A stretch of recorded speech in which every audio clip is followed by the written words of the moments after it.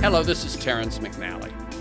This week's conversation, recorded in 2011, is both timely and untimely.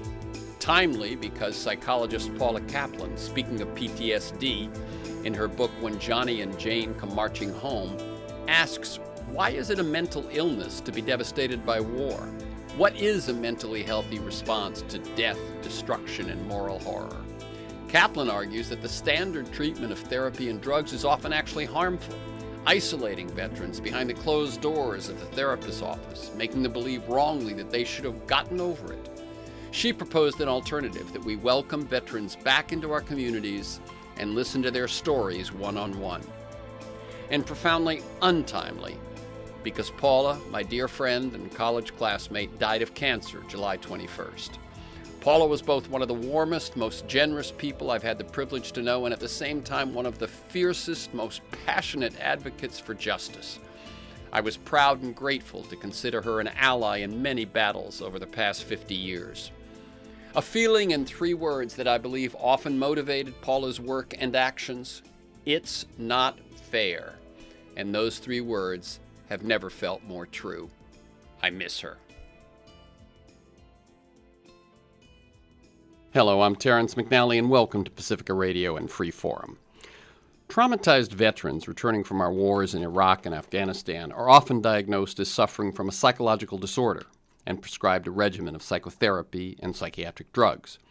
But psychologist Paula Caplan, in her new book, When Johnny and Jane Come Marching Home, asks, why is it a mental illness to be devastated by war? What is a mentally healthy response to death, destruction, and moral horror?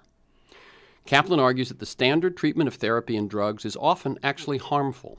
It adds to veterans' burdens by making them believe wrongly that they should have gotten over it. It isolates them behind the closed doors of the therapist's office, and it makes them rely on often harmful drugs. Caplan proposes an alternative, that we, all of us, welcome veterans back into our communities and listen to their stories one-on-one. These are not the first or the only contrarian thoughts of Paula J. Caplan. She often challenges conventional wisdom and established authority, as she did in 2 earlier books, You're Smarter Than They Make You Feel, How the Experts Intimidate Us and What We Can Do About It, and They Say You're Crazy, How the World's Most Powerful Psychiatrists Decide Who's Normal. I want to say Terrence McNally titled that book. I did. Paula called me and said, I've got this book, this is what it's about, what should I call it? And there it was. It was great. They say you're crazy. Right. I'm going to quote Paula in a recent blog post to sort of set up her positioning. This is a lengthy quote, but I think you'll get the point. In much of my work, I believe that I'm in the middle of the road, plodding along, looking at theories, research, and how they affect people in their daily lives, drawing attention to poor research and conclusions that are unwarranted by research data or to hurtful practices in the mental health system. And I believe that I'm steering a middle course between, on the one hand, those who insist that scientists have, or will at some point have, all of the answers people need in order to find happiness and strength, and on the other hand, those who believe that science has no merit. What I believe is that scientists have sometimes produced wonderfully helpful information, but that disturbingly much of what passes for science is not good science, does not offer us glimpses of truth because it is so poorly designed, so biased, or both, and that there is much that matters in life about which scientists currently have little to offer. On Free Forum, we explore the lives, the work, and the ideas of individuals that I suspect have pieces of the puzzle of a world that just might work. We look at new, innovative, provocative approaches to business, environment, health, science, politics, media, culture, all based on the fact that I believe we can do better, and I want to find out how. Paula J. Caplan, a clinical and research psychologist, is currently affiliate at the Dubois Institute and fellow at the Women and Public Policy Program at the Kennedy School of Government, both at Harvard University. She's been a lecturer at Harvard, a professor of applied psychology, and head of the Center for Women's Studies and Education at the Ontario Institute for Studies in Education. She's the author of 12 books, including Don't Blame Mother, Mending the Mother-Daughter Relationship, You're Smarter Than They Make You Feel, They Say You're Crazy, and her latest, When Johnny and Jane Come Marching Home, How All of Us Can Help Veterans. Paula, by the way, is also a playwright. Welcome to Free Forum, Paula Caplan. Thank you. I'm so glad to be here. Very good. Now, I like listeners to get a feel for the people behind the work and the ideas that we're going to deal with on the show. So can you share briefly your path to the work that you do today, not so much this latest book as much as just the whole scope of your work, and feel free to note mentors or turning points along the way. Yes. Well, I was raised in a family that valued critical thinking, really encouraged it, said whenever you don't understand something or don't know, speak up and ask. And also that valued concern about the underdog, about people who were mistreated or oppressed. Then I got to Harvard in your class. That's right. And Bruce Baker, who then went to UCLA, because he was too good a teacher for Harvard, Bruce Baker taught a wonderful course on critical thinking about psychology. And what he would do was very interesting. He would assign us articles that we said, oh, these are classics. And then he would say, write a short paper about everything wrong with them. And we'd say, excuse me, but these are classics. They'll be perfect. And he said, write a short paper about everything wrong with them. And we would find things that were wrong. And so that really propelled me down the path of asking questions about what I read in psychology, whether it was about research or whether I also became a clinician, whether it was about what goes on in therapy and how we can really help people. So that's the short version. I should say also that I got kicked out of my clinical PhD program in psychology at Duke University at the end of my first year. And that was because when I asked why, because my grades were good and so on, they said, well, you have weak ego boundaries. And I had no idea what they were talking about. And I asked, and my advisor, John Cooey, said, well, you know, for example, we think if you're talking to a woman who's depressed, you'd probably say, oh, you poor thing, and then just leave it at that. And I was stunned. I said, but John, in the interviewing course that you taught, you gave me an A. You said that my interviewing skills were good. I would never do anything like just leave it at that.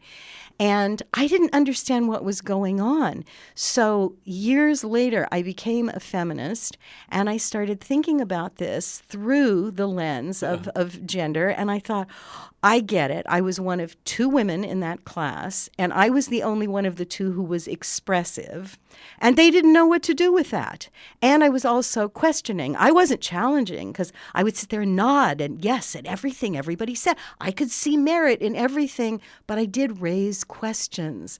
And so as they saw it, I was challenging their authority and I was expressive. So they better call me something that sounded wrong, bad, unprofessional. So weak ego boundaries, that was a fancy way of saying you're expressive, you don't know where you end and the next person That's right. begins. Boundary issues. Boundary issues. Yeah, it drives me crazy.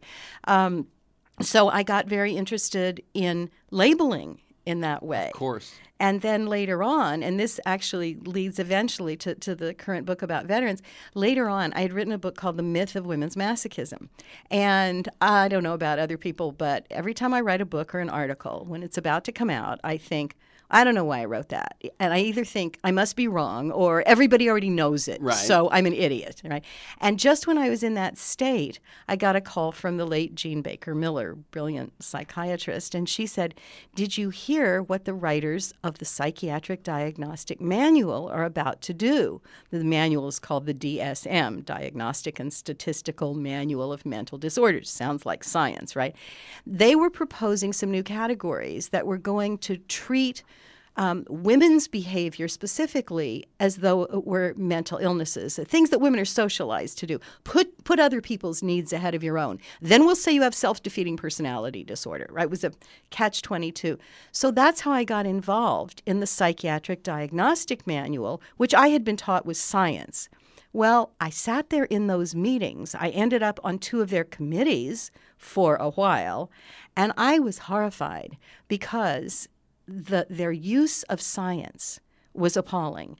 They played fast and loose. Now, I'm going to use the next word very carefully. They would lie about the research. They would distort it. They would ignore it if it didn't fit with what they wanted. And that's when I saw that the way we label people isn't based in science. It's political and it's arbitrary. Okay, yeah, I just want to cut in and say I'm Terrence McNally, and that's the voice of Paula J. Caplan. And I'll be speaking with her for the rest of this hour. We're going to be talking about the stuff she was just talking about, which is mislabeling, over-labeling, over-treating, over-medicating, all of that stuff as it applies across the board. And then we will hone in on her latest book, When Johnny and Jane Come Marching Home, which has some of its roots in that same conversation, but as specifically it applies to people who have experienced war. You can learn more about Paula's work, about all her work, at paulajcaplan.net, Paula J. Caplan, CAPLAN.net, and specifically about the new book, and that website is very robust and includes veteran stories and veterans poetry and a lot of stuff at whenjohnnyandjanecomemarching.weebly, which is weebly.com. The other thing is, of course, is if you Google these things, you'll get to those sites. This is Freeform on KPFK 90.7 FM, 98.7 in Santa Barbara, streaming and podcasting at kpfk.org. You can visit me at terrencemcnally.net, Terrence McNally, one word, .net, or aworldthatjustmightwork.com. They're both the same website to learn more about the show, guests, podcasts, transcripts, and so on. You can listen to podcasts there or at iTunes. You can sign up there or at iTunes to have the podcast delivered to you weekly.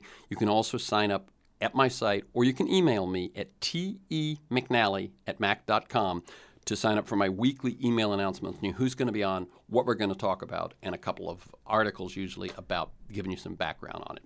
So I've got, it's interesting how very personal experiences lead you to the things that you then focus on in your work. Let's deal, as I said, first with some of your work in the broader field of psychology and psychiatry.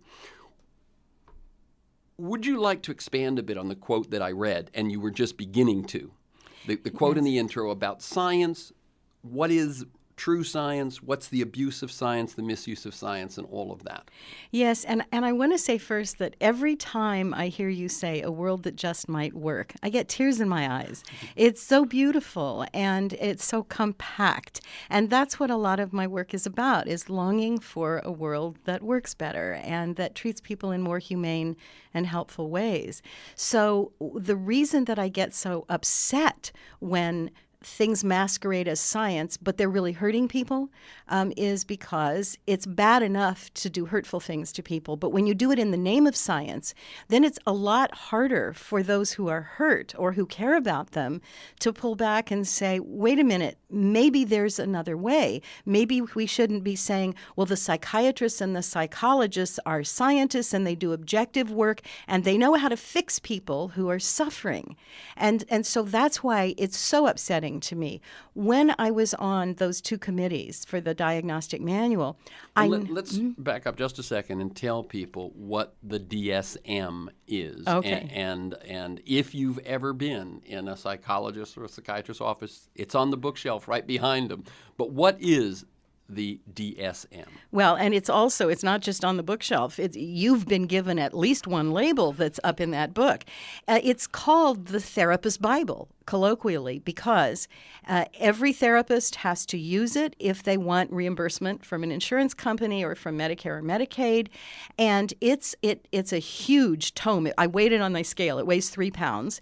And it contains 374 different categories that are supposedly mental illnesses. I counted. And one of the things that's really interesting is they keep coming out with new editions.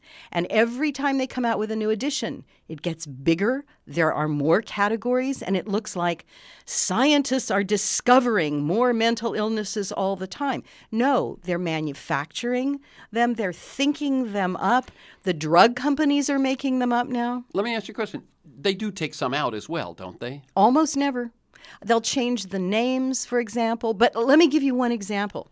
When I first got involved with the DSM, it was back in 1985, and one of the two categories that was of great concern, they were proposing for the first time, and let me tell you, this was apparently thought up by two guys on a fishing trip, and it was premenstrual dysphoric disorder. This is not bloating and breast tenderness and chocolate cravings. This is mental illness just before your period. And of course, only women qualify for it. So they're pathologizing women, treating them like they're sick. And so the problem with that, there were all kinds of problems. One related to the science was there were hundreds of studies that had been done about premenstrual this and that. Almost none of them by the manual's own committee on PMDD, premenstrual dysphoric disorder, by their own conclusions, their written conclusions. They said almost none of these hundreds of studies has anything to do with whether there's a mental illness. Most of them are about just the physical things. Sure. And they said those few that have anything to do with whether there's a mental illness are very preliminary, and they have terrible methodological problems. So they said that themselves. They said that themselves. Now, what do you think would follow from that if you're a real scientist? You have to recommend to the editor of the next edition. I would think at best further study. Right, further study, right. Well, there was so much outcry that they couldn't put it in the regular book, but they created an appendix for the first time for categories requiring further study. And they announced publicly they put PMDD in there. Well, it turned out, yes, they did, but there were some problems. One was there was no warning sign, no black box that said, but don't apply this label to anybody because we don't even know if it's real. We don't even know if women do get mentally ill right before their periods. Some get irritable, some get sad. But you know what? It turns out men on a cyclical basis often have mood changes at least as extreme as those that the average woman has. So there were all kinds of problems with this, but they put it in there and people have used it all the time. And the FDA went ahead and approved one drug after another to treat it when it had not even been proven to exist. So what you're saying there, one thing I hear is that when something finds itself into that volume in whatever way, even as an appendix requiring further study, it then becomes a label that people use, people diagnose, people prescribe based on it, and so on. Now, it does seem to me that one of the things, I mean, always it seems to me on this show, in unraveling mysteries, especially mysteries of injustice or that sort of thing, it's follow the money. Yes. Now, in this case, it seems that a clinician could say, but I'm doing you a favor if I say you've got this mental illness. Don't feel bad about that. It's the only way I can get our time together covered and the medication that I'm going to give you covered. Right. Okay. Couple of things. We could do 6 hours just on PMDD, but I'll try to be brief. One is that it is true that under the current system, the way in the United States to get insurance coverage is to get one of those labels. There are ways it's been done in other places. There are very simple things people could do, because what a lot of caring therapists do is they say, this person is feeling upset. They deserve to have their help paid for by their insurance, so I'll give them the closest label I can find, right? Well, now, that wouldn't be so bad, except that because mental illness is stigmatized, you can be there and you can be the therapist and you can say, don't feel bad about having this label. But you know what? People do feel badly about themselves. They think I'm broken and I need to be fixed. And I can talk till the cows come home about how you're not mentally ill, and they still think they are. So isn't part of it that we're in a sort of a gray area or a transition point where mental health, mental illness, all of that is more out of the closet than it used to be? Yes. So that people will seek help where they didn't used to, but yet we're not so far advanced that there isn't stigma involved and self-stigma. Right, and there's not just stigma. There's a whole list of other kinds of harm. People have lost custody of their children because of getting just about any label, because it's in the manual of mental disorders, so they're mentally ill by fiat. By the way, the European Union's equivalent of the FDA looked at the same research on PMDD that the FDA looked at, and they sent out a letter saying absolutely do not use this label because the research shows it's not even a real entity. All right, so politics and, as you say, money are involved. Secondly, think about this. What drugs were being approved by the FDA to treat this PMDD? They were all the so-called antidepressants. Now, you know what? If you feel better on an antidepressant, what does that tell us? It tells us that you were feeling sad, you were feeling despondent. And if, as the therapist, a woman comes to me and I diagnose her with PMDD and I put her on an antidepressant, instead of saying, if this works, then it's quite possible that you are feeling sad, you're potentially feeling suicidal. That's really serious, and we need to call it what it is instead of saying, well, it's probably something vaguely hormonal. There hasn't been any real connection made between hormonal changes and this kind of alleged mental illness. So we are treating people without their consent on the basis of no science, because we're not saying to them, nobody's ever proven there's such a thing as PMDD. We're saying, I'm going to give you this label and I'm going to prescribe a drug for you on that basis. And the other thing that was happening to me during those years when I was discovering what's wrong with psychiatric labeling is that I was hearing from so many people who said, I lost the right to make decisions about my medical and legal affairs because I had a label. I lost a job. My health insurance skyrocketed because now I had a pre-existing condition. So there's real harm going on. And I heard from people who said, I was feeling down. I got diagnosed with PMDD or something else. I was put on antidepressants. I got more depressed and tried to kill myself. Right. In other words, the other piece of this is that we've talked about overdiagnosis. Yeah. Then there's over-medication. That's right. And over-medication is where we get into some very dangerous areas. Right. I'm Terrence McNally. She's Paula J. Caplan. We're talking about some of her earlier work in books like They Say You're Crazy, How the World's Most Powerful Psychiatrists Decide Who's Normal. And we will talk about her latest, When Johnny and Jane Come Marching Home, How All of Us Can Help Veterans. You can learn more about that one at whenjohnnyandjanecomemarching.weebly.com. I realize we can't spend forever on it, but let me read you just one thing. I'm going to talk about listening later, but you point out that what's happened to therapy, and you refer in an essay to a March 5th, 2011 New York Times article. Talk doesn't pay. Again, follow the money. So psychiatry turns instead to drug therapy. And it describes a psychiatrist can earn $150 for 3 15-minute medication visits, compared with $90 for a 45-minute talk therapy session. In New York City, a select group of psychiatrists charge $600 or more per hour to treat investment bankers and the very wealthy, and top child psychiatrists charge $2,000 or more for initial evaluations. But very many therapists have stopped talking, have stopped listening, and have started doing just what you get when you go to an HMO, where you get a very quick listening, quick diagnosis, quick medication. You leave with a prescription. This is now what much of therapy is. Yes, or the psychiatrist in the New York Times article they focus on says, well, I don't do therapy anymore. That's right. That's right. That's happening more and more. But I want to make a couple of things clear. One is that there are some good therapists who are listening and who are very effective. Now, it's not enough for most war veterans, which we'll get to, and it's not enough for a lot of people with other kinds of problems as well. And part of what concerns me is that in the last couple of decades, we've become an increasingly psychiatrized society. And that is because of certain talk shows and certain other publicity agents, we have come to believe that if you feel anything other than happy, you have a mental illness and you need a therapist to fix it. Other people can't. I don't know what happened to friendship. Friends think, oh, her boyfriend dumped her and she was devastated, but I didn't listen to her because I'm not a therapist, so I guess I wouldn't know what to do. And people wrongly assume that therapists know how to fix all kinds of problems, which we don't. I went through training as a therapist after I got kicked out of graduate school.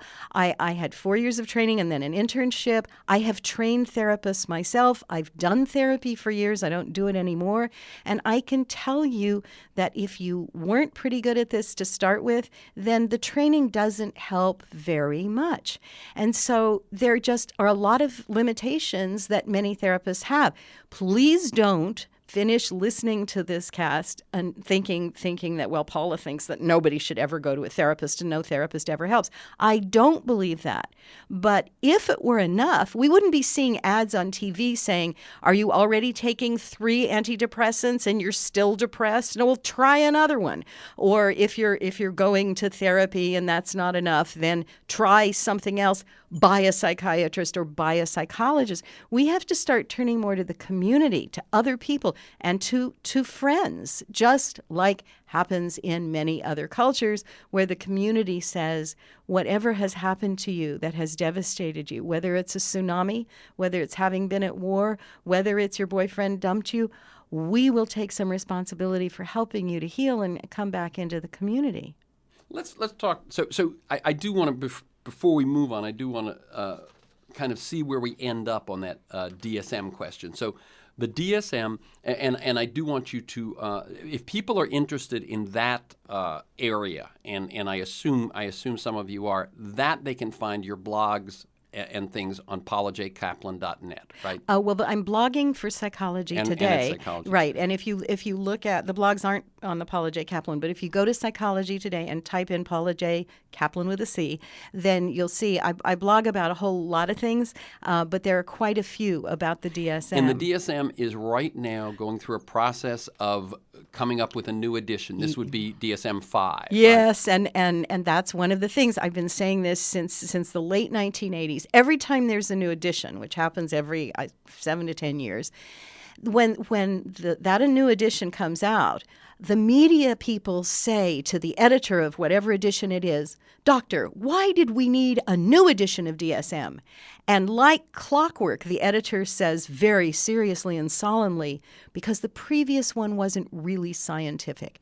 Even in one case, that person was the editor of the previous edition. One. And the person who edited the current edition, Alan Francis, it's a fascinating story. He was editor of DSM-4, the current edition, and he was a real advocate of it. And so let me just point out, the current edition is, what we mean by that is the DSM-4. That is the one people are using today. That's right. That's right. And guess what? Alan Francis is now blogging for Psychology Today, and he has come right out and said, we made so many mistakes. It was so unscientific. We should never have put bipolar disorder in there. It's a wastebasket term. Children are over-medicated. Infants are being diagnosed with this. He has come out with a string of mea culpas, as has the editor of the 2 previous editions, Robert Spitzer. So it's very interesting that they've come around. I'm not quite sure why. But when the new edition is in preparation, it's important to know that for the first time ever, people who are on the work group who are making these changes were asked to sign a confidentiality agreement. Now, how's this for science, which is supposed to be open and above board and anybody can scrutinize? Sign a confidentiality agreement. They're not supposed to tell anybody what goes on in the deliberations. Right. What is that about? And guess what else? Because they were so criticized for previous editions that the people on the committees, most of them, the vast majority, had close ties to drug companies, made a fortune from the drug companies. Well, now you have to divest yourself of all your financial ties to the drug companies, over $10,000 a year, so you still get the $10,000, and you only have to divest for the period of time you're actually on the committee. Now, what in the world good does that do? So as soon as you contribute to the newest version, you can go right back. You can go right back to getting paid off by the pharmaceutical companies. Right. It's just like what happens in government. Yes, yes. You help something pass a committee, and then you retire and go to work for whoever you just helped. That's right.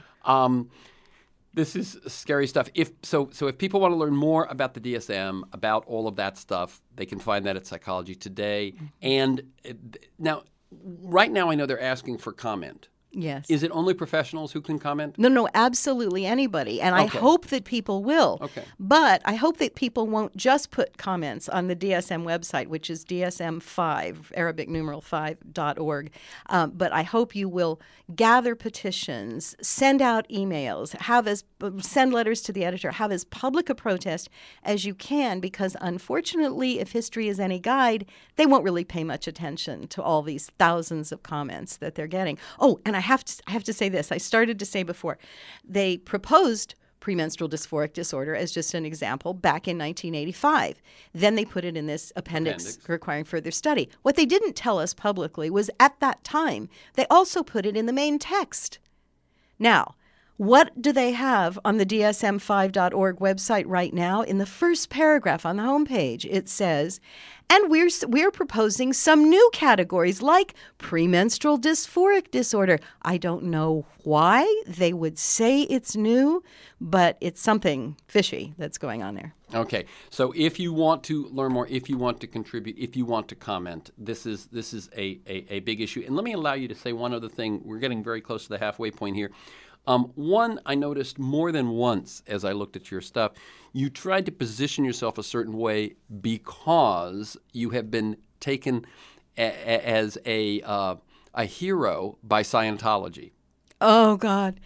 Yes. Okay, I am advised by my lawyer to be very careful what I say because of the way the Scientologists operate. Okay. But I can tell you this. I wrote an article that was published online in Counterpunch some years ago in which I said that the Scientologists, through their Citizens Commission on Human Rights, doesn't that sound like a good title? They submitted an amicus brief in a Supreme Court case, the U.S. Supreme Court, in which they mischaracterized and misapplied some of my work from They Say You're Crazy. Unfortunately, I guess Justice Souter, who wrote the majority decision in that case, didn't check out who is the CCHR, and he took exactly what their argument was and applied it with disastrous consequences for people who have committed crimes but who are seriously emotionally troubled. And I can also tell you that a part of an interview, a very tiny clip taken out of context of an interview I did with them when they said, no, we're not connected to Scientology, appears in a DVD they send out called Psychiatry and Industry of Death. And I asked that that be taken out of the film because it was taken out of context and because they got the interview with me by saying they weren't connected with Scientology. It's still in there. And what scares me is that a lot of people are jumping on board because they have the money. The Scientologists have the money. They're producing all these slick films and videos and that are really good, and there's something to them in their critique in some ways of psychiatry and psychology.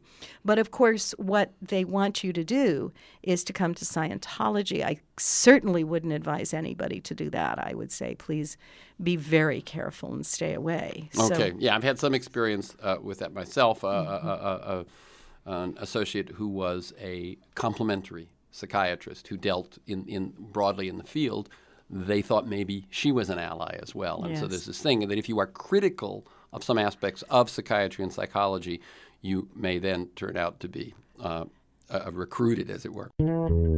Hello, this is Terrence McNally. You're listening to my 2011 conversation with my dear friend Paula Caplan, who passed away in late July. We're talking about her book, When Johnny and Jane Come Marching Home.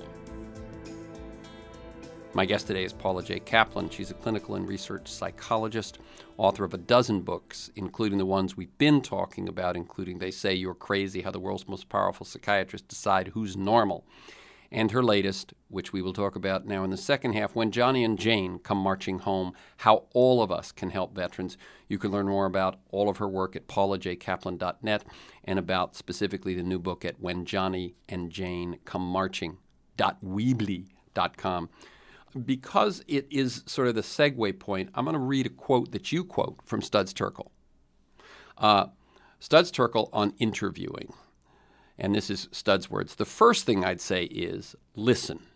It's the second thing I'd say too, and the third, and the fourth. And if you do, people will talk. They'll always talk. Why? Because no one has ever listened to them before in all of their lives. Perhaps they've not ever even listened to themselves. Yes, Paula. That's so beautiful. He really says it all. I got interested in war veterans' experiences partly because my father, my late father, was in the Battle of the Bulge. He was captain of an all-black artillery battery. And every year around Christmas time, he would talk about what it was like to be out there in the cold and the snow, surrounded by the Nazis. But it was never about his heroism. It was never about his being scared. It was never about the horrors of war. It was about how fine his men were. My father was the gentlest soul who ever walked the earth. And all the time I was growing up, I couldn't figure out why every year in December I would hear the same stories, and it was as though I was hearing them for the first time. It wouldn't stick. Some years ago, a friend videotaped my father telling these stories, and I sat down alone to watch the videotape. And at one point, I had to turn it off because I was crying. And it was right after my father said, for a period of time, I was a forward observer. And for the first time, that term forward observer got through. There was this image I had of my father, my gentle father, out there alone, so vulnerable, and he could have died. And it was devastating. So, and I ended up writing a play called Shades about this, which is actually going to have a reading in L.A. on August 26th through the L.A. Women's Theater Project. Anyway, that was one stream through which I started getting interested in veterans' experience. Let me just share, by the way, my father, who passed away 2 years ago, was a veteran in World War II, a bombardier, shot down and spent the last several months in a POW camp.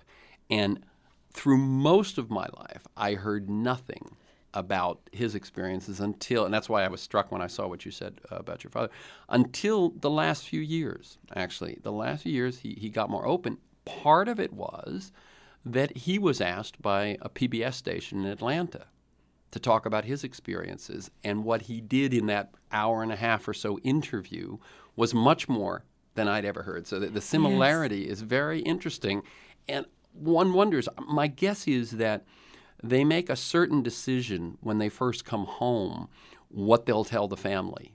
Yes. And it never changes. Yeah. And then, 40 years later, someone else says, well, tell me what happened, and someone's asking, they open up. But once he did that, he was much more forthcoming with us as well.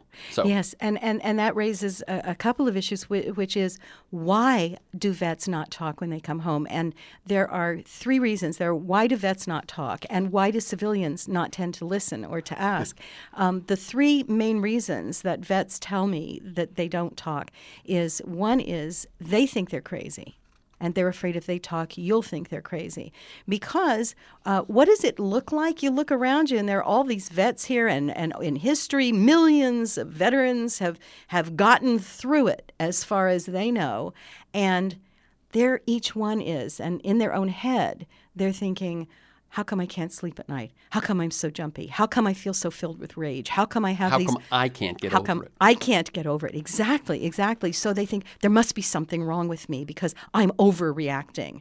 And so that's one of the reasons they don't talk. They think they're crazy, and they're afraid you'll find out. And they'll be isolated even more. Secondly, they are afraid that you won't understand. What if they try to talk, and since you weren't there, you don't understand, and then the chasm they experience between the two of you will feel even wider and unbridgeable. And then the other reason is that a lot of veterans, whether they joined up because they wanted to fight a war or because, like my father, they got drafted, the whole image was, if you're a soldier, you're over there to protect your loved ones and to protect people, deserving people in the world. So they'll come home and they will think, look at me. Look how I am feeling. Do I want to make my loved ones feel this? Why should I tell them about all the horror I saw? And so I think that's one reason that your father talked to PBS but didn't talk to you, because it's less scary, and they feel less responsible for potentially hurting the listener. Why do civilians not tend to ask? And by the way, just about every vet said, those who do ask if I want to talk about it, the only thing they say is, did you kill anybody? And there is no good answer to that, right? And so civilians often don't ask because of our psychiatrized society. They will tell me, well, I don't ask because I'm sure it must have been upsetting, and I won't know what to do. And I'm not a therapist. And so there we are again. Whatever happened to friendship? And in the book, I talk about how we are a war-illiterate nation. Fewer than 1% of Americans have ever even served in the military, never mind going to war. And that means that 99% of us haven't a clue what it's really like to be there. Even veterans from all wars who said, I played with toy soldiers as a kid, my father and my grandfather were in the war, and the women who said, I really wanted to go and defend this country and protect our freedoms, didn't matter how gung-ho pro-war they were or defend whatever they were, they said, basic training, advanced military training, nothing prepares you for what it's really like to be at war. And so if they feel that way, how much less are we able to appreciate? I don't care if you're anti-war or pro a particular war. Most of us really don't know what it is we're talking about. And so we have a lot to learn as a nation. We need to become a war-literate nation, educate ourselves and each other so that next time our government wants to take us to war, whether we're for it or against it, we really know what we're talking about instead of listening to slogans. And we know that war and being a soldier is not just about a clean-cut uniform and caring about your country and defending all sorts of good things. It's about hell. It's about terror. It's about grief and guilt and moral anguish and existential conflicts that may never leave you. Right. That's the voice of Paula J. Caplan. We're talking about her book, When Johnny and Jane Come Marching Home, How All of Us Can Help Veterans. Now, you say in your book that you avoided this book for years, and then you just said that experience with your father led you to do it. What did you set out to do with this book, and how did you, who are not a veteran, how did you feel that you knew enough that you could write this book? Oh, that's a great question. Well, there was a second stream that brought me to this book, and that was I was at a conference of the Association for Women in Psychology right before the Iraq War started.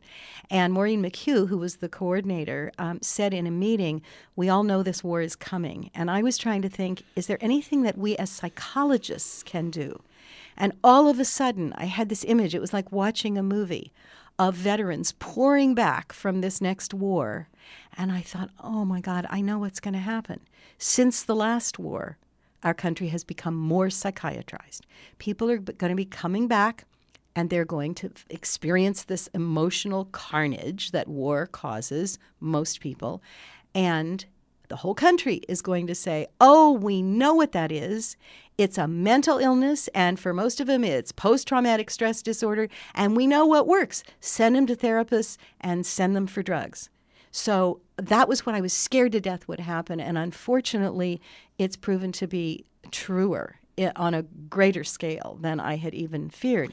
Yeah, you point out that in what we used to call, what we now call PTSD, at least had, well, for one thing, it wasn't an acronym. It wasn't just a set of letters, and that it had something more to do with war. Yes, that's right. In the Civil War, I just learned this recently, in the Civil War, they called war trauma soldier's heart. All right, so there was the presence of war in the word soldier. Starting in World War I, they talked about shell shock, battle fatigue, combat trauma, all right? War was very clearly stated as that's what happened to this person. Now, post-traumatic stress disorder, a couple of problems with that. One is, where's the presence of war? Right. You could be hit by a bus. You could have been raped. You could have been in a tsunami. I mean, I've done some work on this, actually, and surgery. Yes. Surgery creates PTSD in lots of people. Yeah. I mean, in major surgery. Well, see, and I don't want to use the term Right. PTSD. I want to say surgically caused emotional trauma, because you're going to try to help a rape victim differently from a surgical trauma survivor or a survivor of war trauma. It's, in other words, as individuals, I think it's incumbent upon us, and as a nation, and as a mental health system, not to distance ourselves from that person's experience. How are we going to understand if we're helping mask the fact that war is what caused this And then condition? you raise another question, which is that we have the tendency to give them that label so that they can get treatment, so that they can get reimbursed, all that craziness. But what you're saying is, who is to say what is a healthy response to the horrors and the anguish of war. That's right. That's right. And I did an interview a few weeks ago with WNYC, and this psychiatrist called in, and he was saying, "Oh, it's a mental illness. It's a mental illness." And I said, "Can you explain what you mean by that?" And he said, "Well, disease. It's like, a part of your body is broken, and so in this case, it's part of their brain is broken."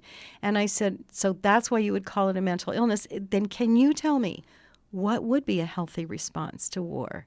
And he couldn't say. And there isn't an answer, right? That is a rhetorical question. And I think for us to say that to be devastated by war is a mental illness is, again, to cover up what war really does. And when we call it post-traumatic stress disorder, I tell you, Terry, I was late rushing to the studio today. I was caught in traffic, and that was stress. Stress doesn't begin to describe what going through a war experience does to you. And so, again, we're soft pedaling it. This is a euphemism. We should be able to say to veterans and to anybody who's been traumatized, "I believe every word you tell me about what you went through and how you are suffering, and it's not a mental illness." I would feel that way. Right. Now, you actually say that it's a difficult question for people. How do you respond? Because one of the things people say is, well, when you say, "I understand you're suffering from PTSD, you're suffering from this mental disorder," so now that they actually feel, they've got a handle on something. It's not their unique problem, and there's treatment for it and so on.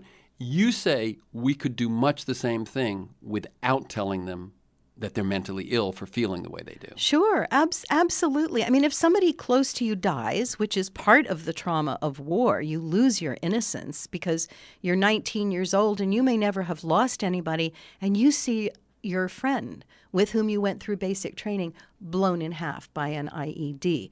How do you deal with that grief? And so when you tell somebody that's what you've been through, even if they've never lost anybody, it's a little easier for them to understand why you're having such a hard time since you've come home.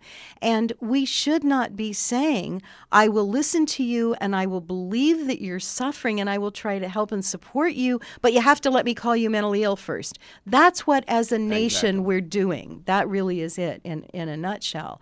And would you read a poem for me? There's a Vietnam veteran named David E. Jones who has a book of beautiful, exquisite poetry called A Soldier's Story, The Power of Words. And in that book, I quoted a lot of his poetry because he says so many things much more beautifully than I could. Now, by the way, you point out that David Jones, who wrote these poems, his war was the Vietnam War. That's right. And yet these poems were written, some of them many years after. Many years right. after. That's so right. Here's just one thing he says. "You'd think for me my war has passed. Pay attention. It has not. What troubles me now is a blood-soaked dream. Can't stop the flow at will. As thousands of vets, we fear the worst, mirrored in the wall for us still." So what he's saying is that dream, that blood-soaked dream, is alive for me. That's right. This many years later. And you had me read that because you're saying that's the kind of thing that so many feel. I know one thing that's true is that these current wars, these Iraq and Afghanistan, are in some sense more harrowing than even Vietnam for a couple of reasons. One is that they are sent back so often. Yes. But the other is that you are really you don't know who is your ally, that began to happen in Vietnam, yes, but even more so in these wars. So the hair trigger, the suspicion, all of that is worse. And suicides. Give just a little bit of what's going on with suicides. Well, suicides keep going up, and let me just say a couple of things. One is, if you asked me, is being in a particular war worse than being in any other particular war, I couldn't really set a list of which is worse. Vietnam was worse in some ways. World War II was worse in some ways, although people felt they were fighting someone who was clearly a monster, and you knew clearly who the enemy was. So I don't want to have a hierarchy of suffering. All of these vets are suffering. But one of the things that happens is that people who have been in previous wars and feel it was a good war, like World War II, feel like they don't have the right to complain. So in that way, it's harder for them. People from Vietnam feel like, well, that was a war we lost, and a lot of people hated us for going, and some of us chose to go, and some of us didn't resist the draft when we should have or could have. And so they feel that they were already demeaned, so they're isolated for that reason. But in these Iraq and Afghanistan wars, a lot of people are isolated because nobody but their generation of service members has been through as many deployments and as much confusion about who the enemy is, and certain kinds of problems that they didn't have back then. When people came back from World War II and Vietnam, they didn't have these high unemployment rates. Right. And also the fact that it's so much easier now than it was before to say, and you're all mentally ill, distances them even more and increases their torment, which is what that poem of Dave Jones and the is other about. the other difference that we know is that there was a draft for World War II, and there was still a draft for Vietnam. So people were more likely throughout society to know someone who'd gone. That's right. And nowadays it really is that it's really out of sight, out of mind for so many people. Well, right, and through the No Child Left Behind Act, strangely enough, military recruiters have the right to go into high schools and recruit people.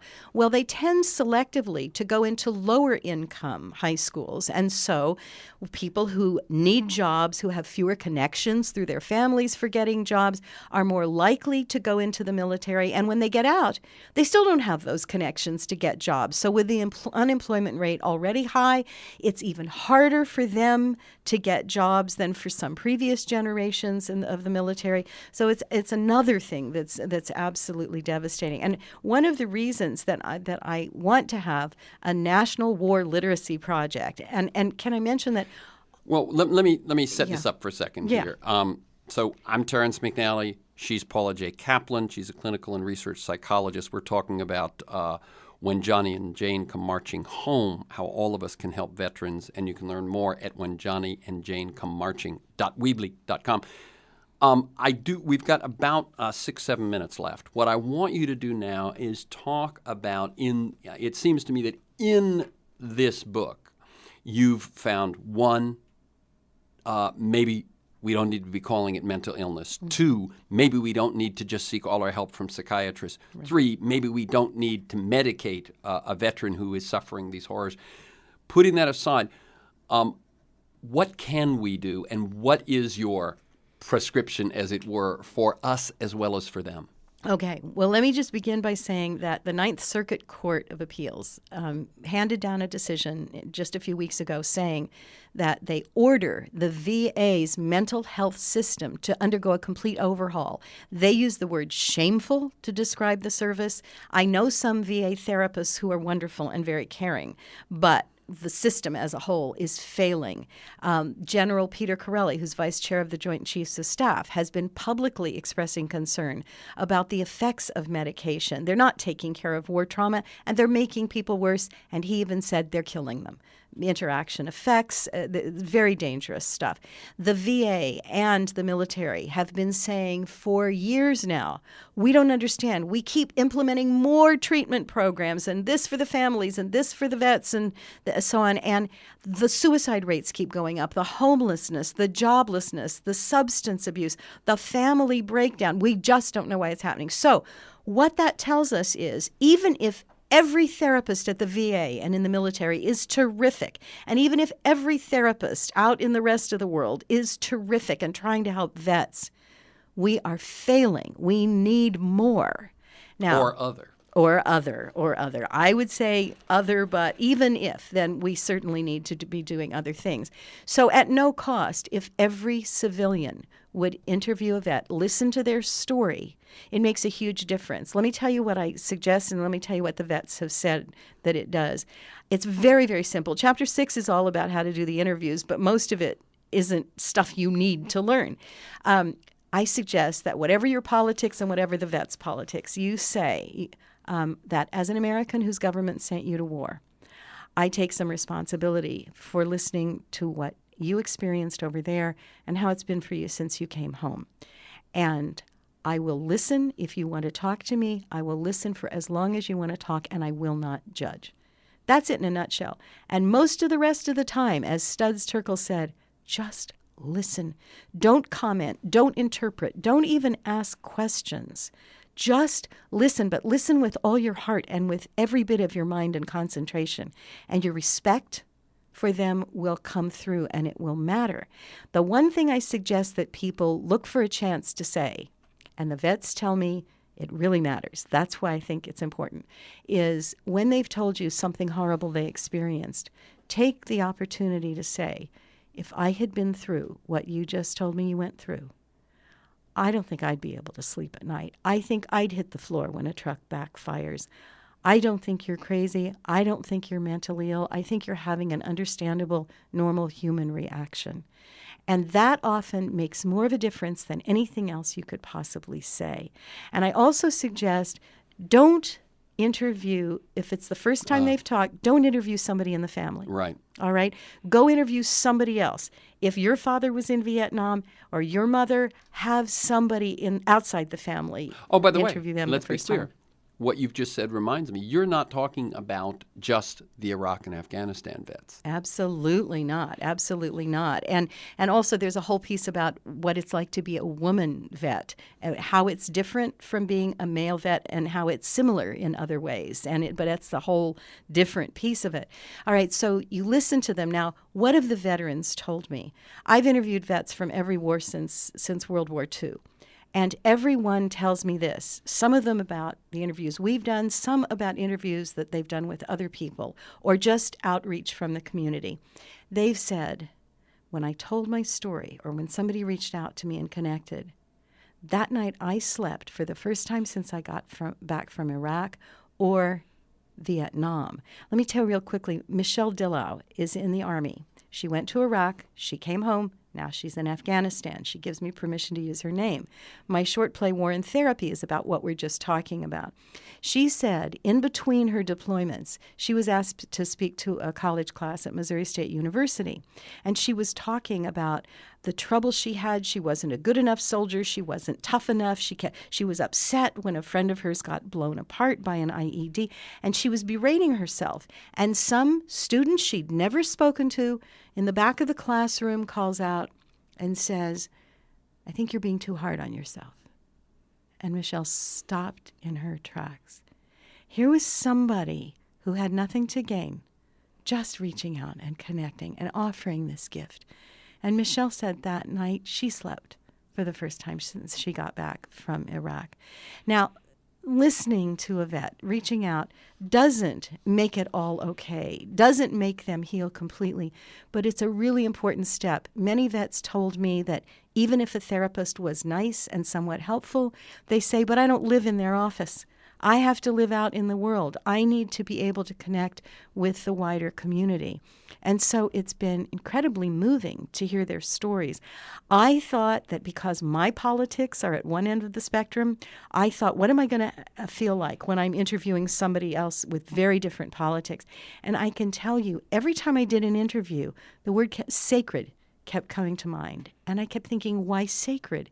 And then I realized finally, it's two things. They're talking about life and death and grief and love, the most important things in life. And they're being so bravely honest and open, and that makes it sacred. That's where we'll end. What I do want you to do is say this idea that you have of this Literacy Veteran Project, Where do people find out about it? How do people participate? Okay. If you go to the website, the When Johnny and Jane Come Marching.weebly.com, you will see on the homepage something called the Welcome Johnny and Jane Home Fund. And this, you can send in a tax-deductible donation, $5, anything would help.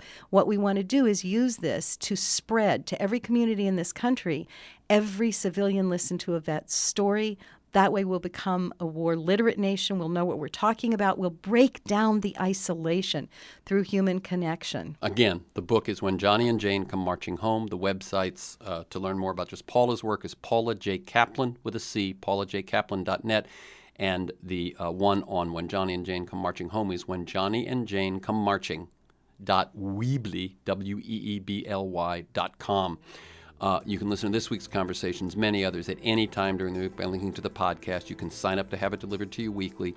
For podcast articles and transcripts, join me in pursuit of a world that just might work. Go to terrencemcnally.net. One word, terrencemcnally.net, or worldthatjustmightwork.com to the same website. If you want to receive my weekly email announcement, you can sign up at my site or by emailing me at temcnally@mac.com. The podcasts are also available at iTunes. Thanks to Devin Jordan, my engineer, Stan Mizrahi, and Mark Maxwell in production, Matt Perez in traffic, and to you, my listeners. I look forward to being with you again next week. Finally, thank you to Paula J. Caplan. Keep up the good work. Thank you.